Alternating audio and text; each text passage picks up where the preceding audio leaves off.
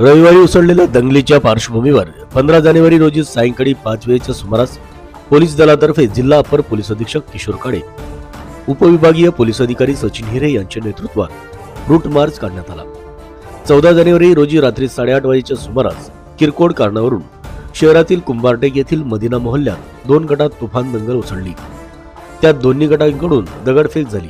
त्या पार्श्वभूमीवर शिरपूर शहर पोलीस स्टेशन तर्फे सोमवारी सायंकाळी 5 वाजेच्या सुमारास अप्पर पोलीस अधीक्षक किशोर काळे यांच्या नेतृत्वात आणि पोलीस निरीक्षक अंसराम मागरकर, सांगवीचे एपीआय सुरेश शिरसाट, ठाणेरचे एपीआय दीपक पावरा, नरडाणा पोलीस स्टेशनचे सचिन बेंद्रे, एएसआय गणेश कुटे, संदीप पुरकुटे, संदीप दरवडे, हेमंत खैरनार, शिरपूर साक्री धुळे आरसीपी पथक, गुन्हे शोध पथक, दामिनी पथक तसेच अनेक पोलीस अधिकारी व कर्मचारी सहभागी झाले।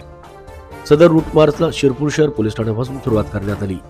त्यानंतर रूट मार्च हा सिद्धार्थनगर, मराठा गल्ली, मोहम्मदिया हॉल, महर्षी वाल्मिक सर्कल, कुंभारटेक, पाटीलवाडा, बौद्धवाडा, बालाजी मंदिर, पाचकंदील, अंबा गल्ली, मारवाडी गल्ली, माडी गल्ली, मदिना मोहल्ला, पुन्हा कुंभारटेक मार्गे Mohammadia hall, Siddharthnagar police station असा बँड पथकासह करण्यात आला। रूट मार्च नंतर अप्पर पोलीस अधीक्षक यांनी पोलिसांना मार्गदर्शन करीत शहरातील जनतेला शहरात शांतता राखण्याचे आवाहन केले।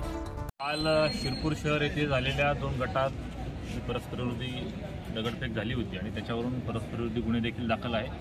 त्या संदर्भामध्ये कायदेशीर कारवाई तर आम्ही करतच आहोत, परंतु त्याच अनुषंगानं सर्वसामान्य जनतेमध्ये विश्वास निर्माण व्हावा, तसेच जे समाजकंटक आहेत त्यांच्या मनामध्ये जरब किंवा दहशत निर्माण व्हावी याही उद्देशानं आम्ही आज शिरपूर शहरामधून रूट मार्चचं आयोजन केलं होतं, ज्याच्यामध्ये आमच्यासोबत जे डीवायएसपी सचिन हिरे साहेब असतील, पीआय आगरकर साहेब असतील आणि सर्वच डिव्हिजनमधला स्टाफ, हेडक्वार्टरचा स्टाफ अशा पद्धतीने साधारणपणे 15 अधिकारी व जवळपास 120च्या वर कर्मचारी अशा पद्धतीनं रूट मार्चचं आयोजन केलं होतं। रूट मार्चचा उद्देश मी आपल्याला पूर्वी सांगितला तशा पद्धतीनं आहे, परंतु या निमित्तानं आमचं शिरपूर शहरातील जनतेला देखील आवाहन आहे की आपण देखील आश्वस्त राहावं, कुठल्याही प्रकारच्या अफवांवरती विश्वास ठेवू नये।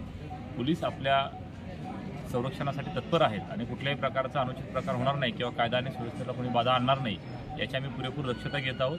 धन्यवाद।